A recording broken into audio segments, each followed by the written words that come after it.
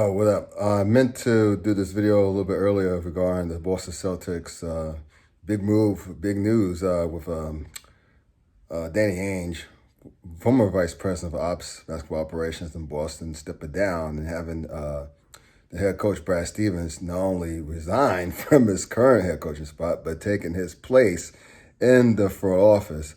Um, yeah, I mean it's been a crazy day of basketball news today with this and Coach K quitting, announcing that he's going to be retiring after this coming season. I did a little short on that earlier today, but let me get to Boston real quick since I meant to do so this morning. I think, well, believe it or not, I think Boston, and I say this unfortunately because I'm a Knicks fan, I think they're going to be in good hands. They still got a nice talented squad. They were mashing it this year. No Jaylen Brown for the playoffs. It showed. And plus, COVID just did a number of them this season, injuries. I mean, it's did a lot of teams, but especially the Celtics. Because a team that's talented has no damn business being 500. It's, 36 and 36 or whatever the hell they were in the regular season. So I think a lot of people think Jason Kidd or that Lloyd Pierce, the dude who used to coach Atlanta before he got fired. I think those are the two worst candidates. I would go with someone like Chauncey Billups, who actually has connections with a lot of Celtics, young Celtics players.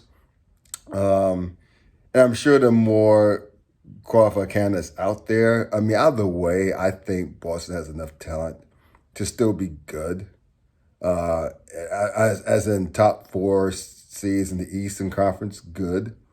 But I mean, that said, the East has gotten a lot better. I mean, hell, my Knicks on the players and they're about to about to bow out tonight to the Atlanta Hawks has also been better since Lloyd Pierce. Speaking of Lloyd Pierce, left. So another reason why I stayed the hell away from Lloyd Pierce, I was Boston. Nate McMillan got those boys in Atlanta balling. So anyway, I say all to say this. Look, I think the change was it wasn't just so surprising given that Boston finished earlier than they should have in the playoffs. They didn't have a good a season. So I think Ainge is like, you know what, I'm out. And maybe it's also due to the fact that a lot of colleges are coming after Brad Stevens since he took, Butler to the Final Four twice with limited resources. I mean, he basically got Gordon Hayward paid in the NBA.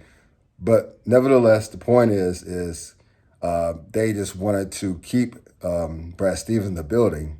So they did what they could. Maybe they fired Danny Ainge. I don't think they did. But anyway, they did what they could to keep him. Brad Stevens reportedly got tired of coaching the NBA level. So look, Boston's going to be fine. Either way, I think they're going to be fine. As long as it's being a choice of bills to someone as comfortable as him, they'll be okay. As long as they stay the hell away from Jason Kidd and Lloyd Pierce, I think they'll be okay. So either way, Celtics Nation, y'all should be fine. And I say that as a Knicks fan, unfortunately.